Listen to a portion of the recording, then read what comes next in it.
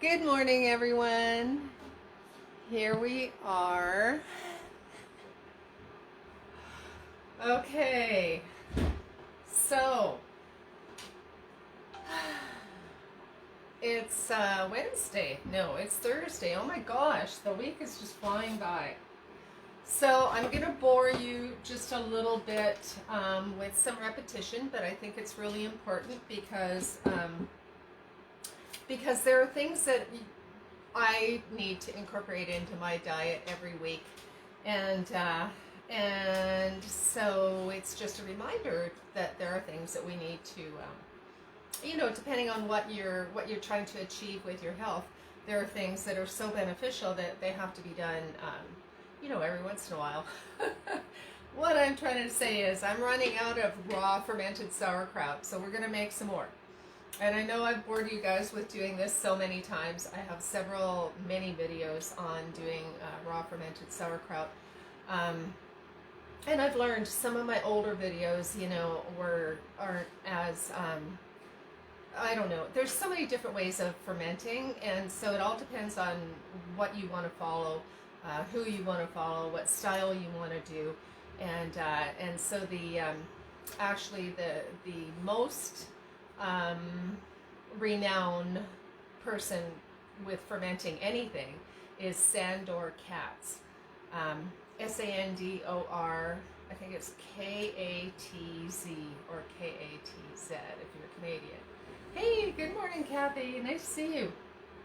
So Sandor has all the books on fermentation, and he is the world-renowned expert on it. So a lot of my past videos on fermenting are,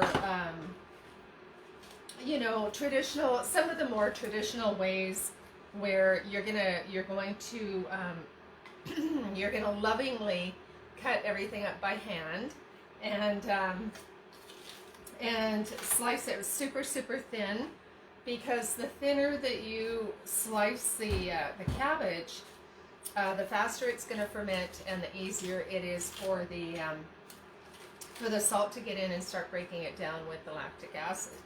So typically you would be slicing your cabbage super thin, and I've done it many different ways of slicing.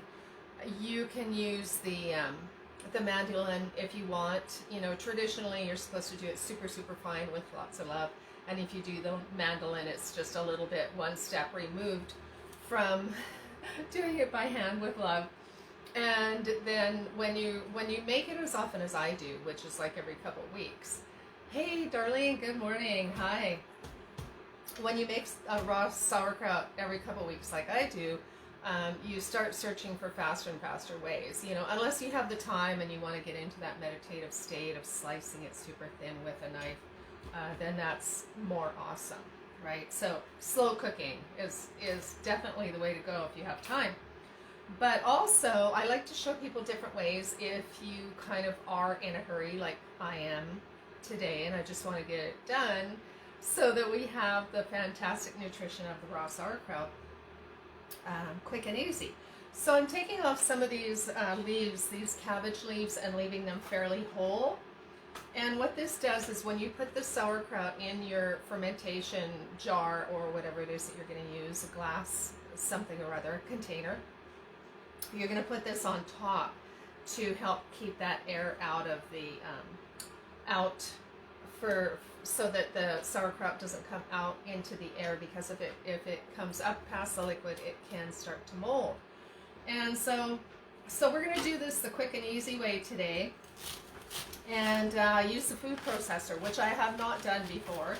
I haven't done it with this KitchenAid processor, but like I was telling you the other day, or whenever that was, we do so many Facebook Lives, I'm really impressed with this little machine. So I thought, hey, that would be even faster than using the mandolin.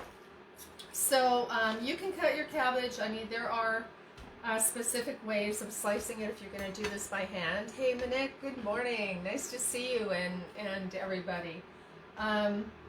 There are different ways of slicing the cabbage. If you were going to do it traditionally, a lot of people want to go across the cut. or across the grain, and you know, it really doesn't matter. One thing that makes a difference is, I'm just cutting the core out of this. One thing that makes a difference is that if your sauerkraut is thicker, you know, pieces of it are thicker, it is going to take longer to ferment, so break down and ferment from the salt. So, so just keeping that in mind, if you want it to ferment a little bit quicker, the thinner you slice it, the better it is. And of course, traditionally, your sauerkraut is the long stringy the long stringy pieces. But I'm not worried about the traditional aspect of it. I don't know if that's too big. And of course, when you start, everything has to be clean, right? All your utensils need to be really clean because you're going to be working, well, anytime you're working with food, but specifically when you're fermenting, make sure that everything's really clean. And I'm not sure how big of chunks I can put in this little guy, so I'm just going to try and be gentle on it, which, if you watched my Facebook before, I tend to be a little hard on equipment. So my expectations are too high, apparently. So yeah, so we're going to use this and break down the cabbage, and we're just going to, you know, do it this way and see how it goes. So typically your sauerkraut's going to be cabbage, and if you're using a green cabbage, the green cabbage has vitamin K specifically. It has other things, but mostly it's known for vitamin K and vitamin C. But if you're using a purple cabbage, it's really pretty because it dyes everything purple. But it also, the purple cabbage has more vitamin C than vitamin K, and the purple cabbage is almost as beneficial as goji berries as far as the antioxidants in the purple cabbage. But we're making the typical traditional, in the traditional green cabbage in a non-traditional way using the food processor. So we'll just see how this goes. If I can get the lid on right here. Yeah, okay, let's try this.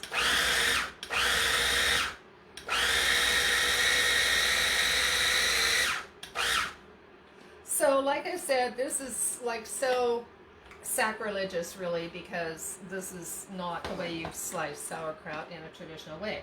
But if you want to see my other videos where I do you know, do it and slice it properly, you can look up those videos. But today I want to get this done because I wanted to show you something else that we're going to do. And since, you know, if you're in a hurry like me, you can just do it like this. And it's super easy.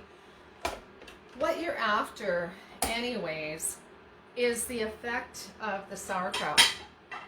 So once those, once the fermentation starts, and it's the salt that starts the fermentation, and once that fermentation starts, depending on how warm your kitchen is, it can be, you know, it actually starts breaking down when you start to add the salt and you massage it in. So that's a pretty important step. Sometimes people will just put it in a jar with the salt mixed in, and it will start to break down, but if you massage it before you put it in your jar or your glass container, it does help it to break down faster, and it'll start breaking down right away. Otherwise, depending on how warm your kitchen is, in the summer it can take like 3 days to start fermenting, but typically it's going to be a couple weeks. So what you want to do is you can keep checking it daily, and you can taste it as well. So you can actually start eating it right away, depending on how much salt you put in. So generally speaking, you're going to put into, I'm going to be putting this into a quart jar. I think that's a quart. I'm pretty sure that's a quart jar, the bigger canning jar. I'm going to put it in this, and so But you want to have 1 heaping tablespoon of salt, organic salt, in 1 quart of liquid. Okay, so I'm going to be using well, you can use either one. You can use a Celtic sea salt, which is very fine. I'll show you that in a minute. And it will, it'll add minerals to it, and it will help and ferment the sauerkraut. Or you can use a Himalayan sea salt. And, okay, it's a quart. Sometimes the simplest things just don't want to come into my head when I'm talking and doing it at the same time. It's like when they talk about, you know, walking and chewing gum at the same time. Oh my gosh. Okay, here we go. So,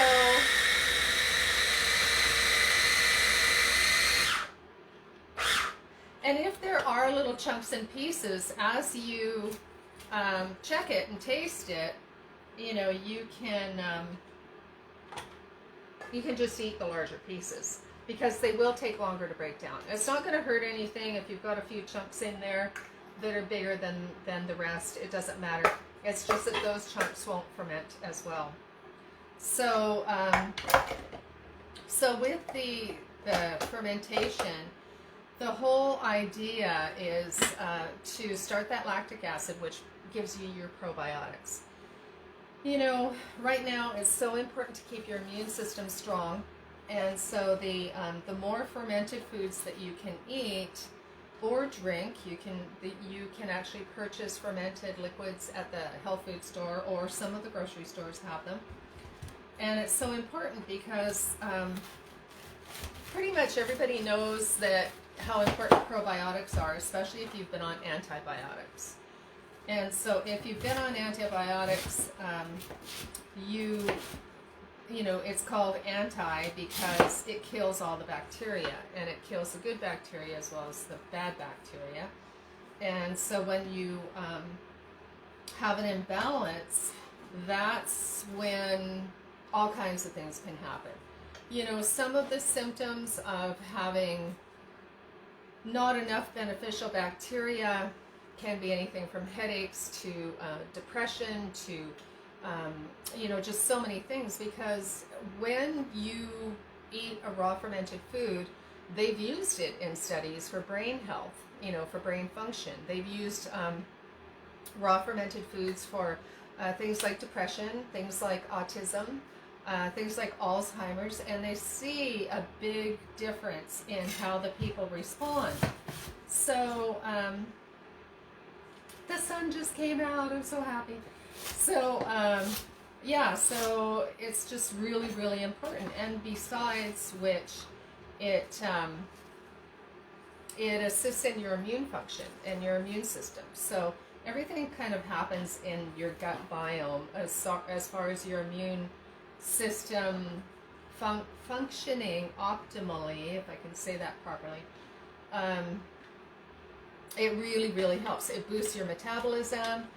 It's helpful for energy.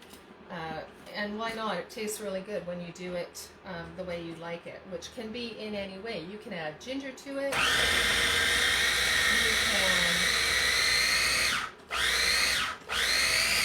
Okay, I'm getting carried away and adding too much. I kind of thought I filled that up to the top a little too much.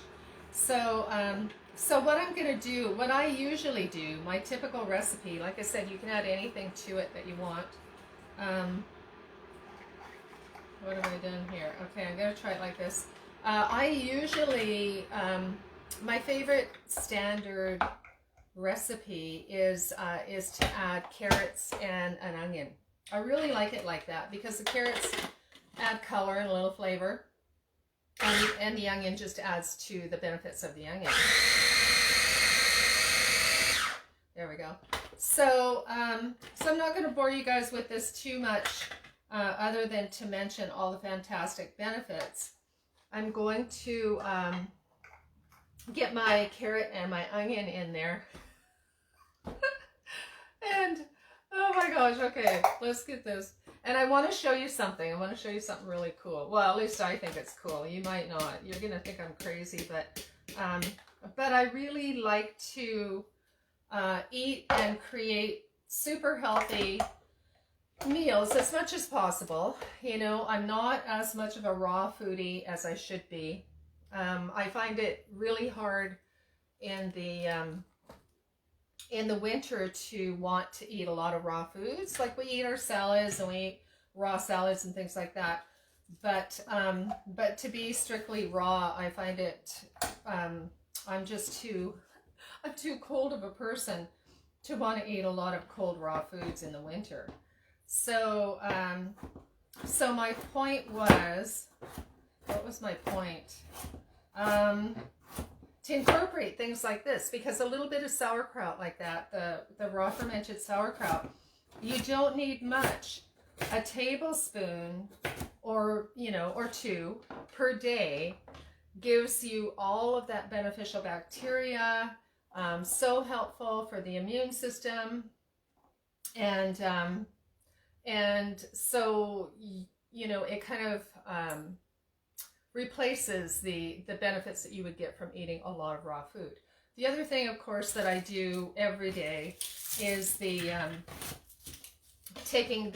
making smoothies and taking the greens powders. So I have the greens powders and I switch between spirulina and chlorella, because those are the two most powerful greens that you can ingest as far as being superfoods. And then of course there's wheatgrass too. If you're into wheatgrass is you know, very, very much the same benefit. But I find wheatgrass is a really acquired taste, and so I don't do that as often, although it's really, really good. And if you want to check out raw recipes that are good, then I would check out Liz Forrest, Liz, L-I-Z, Liz Forrest. Her Facebook and her Instagram is Raw Juicy Living, and she is a raw foodie, and it shows. You can tell she's very healthy, very beautiful looking, and she has some really magnificent easy raw food recipes that make it just so easy for you to you know, to incorporate those recipes into your diet. Everything that she eats pretty much looks like dessert, and I'm sure it tastes as good too. So what I'm going to do, I am going to, okay, I'll just look at the time here. I'm going to put this over here just so you guys can kind of, if I don't throw it on the floor, which I have been known to do, so you guys can see what's going on. Okay, so you're going to put your sauerkraut and carrots, and if you want to add ginger or whatever, there's another thing called kimchi, K-I-M-C-H-I, and that has like ginger, daikon, sometimes has peppers in it. I think most of the time it has peppers in it. It's very spicy, and that's a good one too. So you can make this with anything. And what you're going to do is you're going to add your salt. And so this is the Himalayan sea salt.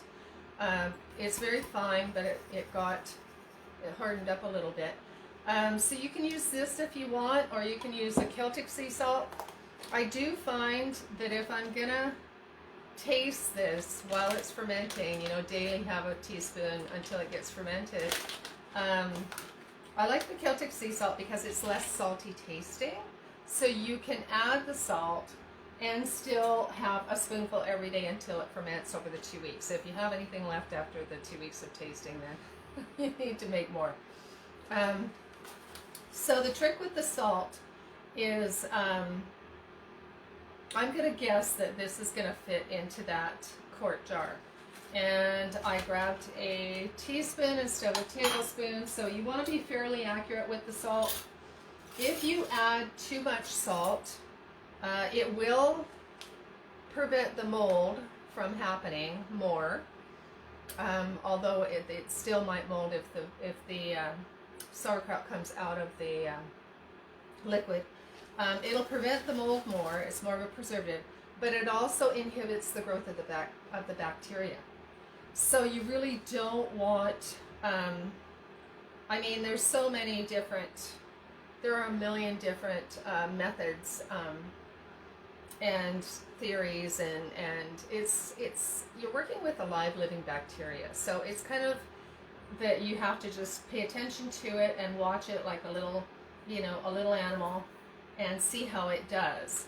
And if you start to see any kind of mold on the top, then you need to push it back down. So the ideally you would massage this in. So this is what we made on Monday, and this is the salsa. And the same thing, I have to keep making sure it goes down underneath the liquid. It's already getting the bubbles coming up. But what you're going to do is we're going to put the cabbage leaf on top, and we need actual liquid over this, more so than this. For whatever reason, I have found that from fermenting the salsa, there's something about it that tends to inhibit that bacterial growth on the top, so you don't seem to have to worry about it as much. Having said that, I am using these fantastic lids from Easy Grip, and they pull the air out, which also helps it to stop from molding. Now, traditionally, when a person makes sauerkraut, you would like we used to make it in the big crocks, like huge crocks. That's what they did in the old days, like 10 gallon, 25 gallon. And you would make sure the liquid's on the top, but it would grow like a scum over the top, and that's completely normal. It's called a calm. It's kind of like a kombucha SCOBY, if I can say that right. Kombucha SCOBY, and it's completely normal. And then they just take off the first inch or so of the sauerkraut along with that, that little. I had another word for it, but anyway, that little layer. It's like a vinegar mother, and they would take off that layer and then just eat the sauerkraut underneath. So as long as it's just that particular type of bacterial, the word that escapes me. God, I'm getting old. Okay, anyway, whatever that word is, you just take that off, and then you can add more salted water. If this becomes to where it doesn't have enough liquid, you would do the same thing. You would take 1 heaping tablespoon of salt to a quart of water, and you would pour that over top. Always mix your salt completely in your water before you add to any ferment. You don't want to just think, oh, there's enough salt in there, and just add water to it, because that will absolutely not work. Anyway, so what the plan is here, what you would normally do is massage this in. Massage. I'm not going to do it right now because I want to show you something else, and then I would have to go wash my hands. So just know that this gets massaged. It'll start breaking down and becoming very watery, and then I'm going to pack it tightly into this jar. And if I do need to add more pre-salted water, then I will, so that the water covers it. And then you would take your cabbage leaf and put it on top to weigh it down so that all of the sauerkraut pieces are in the water.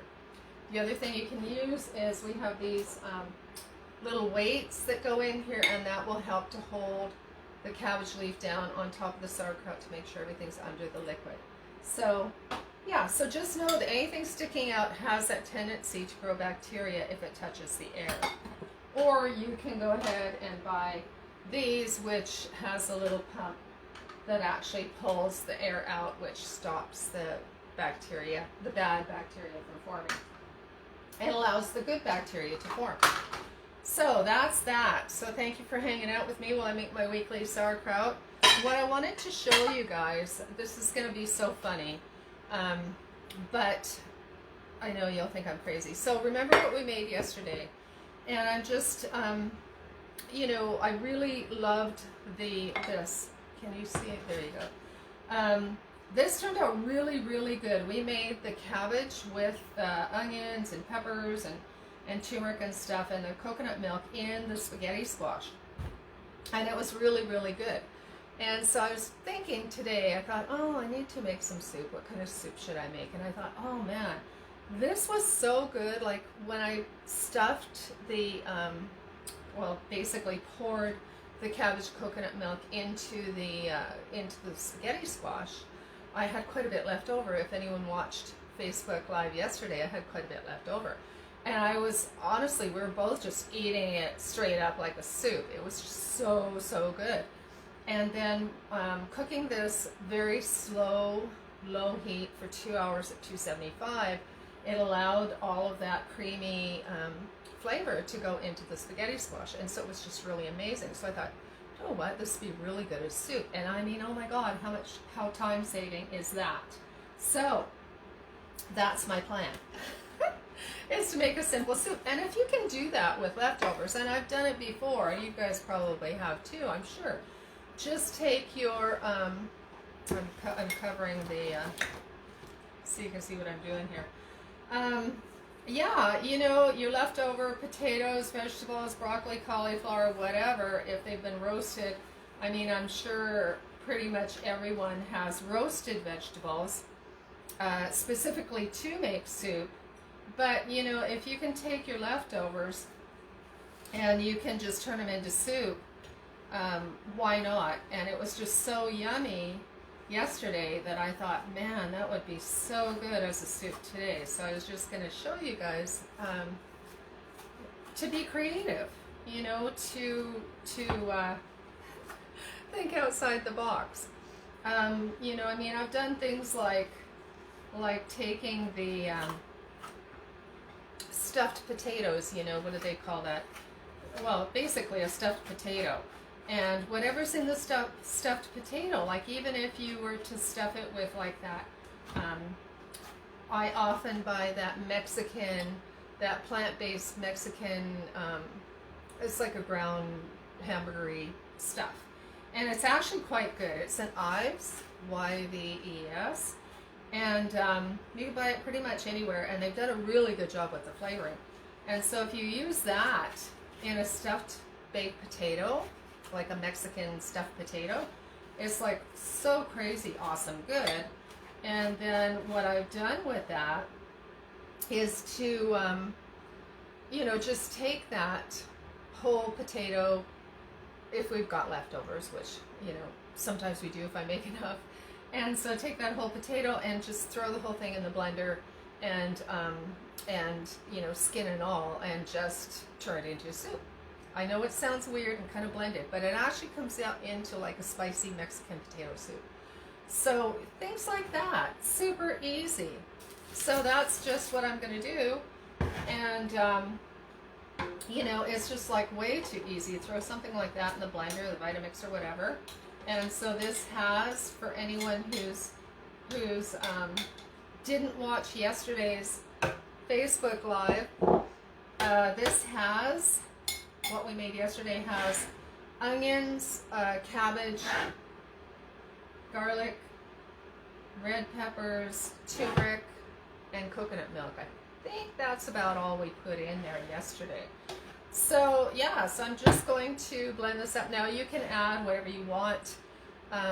If you wanted it creamier, you can add like an almond milk or something like that. For me, I just want to use water. Or hey, you know what? I have the rest. I forgot, and that's why I put things in front of me, because sometimes I get carried away talking and I forget. But I have the rest of the coconut milk here because I didn't use it all yesterday, and so we'll add that and make it even more coconut creamy for the soup. So it's going to be extra super yummy. I always like to save a little bit of that just for snacking on. The pure coconut cream is like so crazy good. Okay, so this is going to be a little thick still probably. We're going to add a little more water and blend this up. And I know it's just when you make really good tasting healthy food, and if you can get a few meals out of it, it's just so easy and awesome.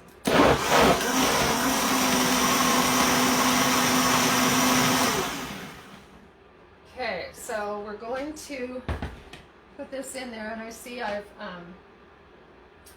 do have a problem throwing food all over the place when I do this.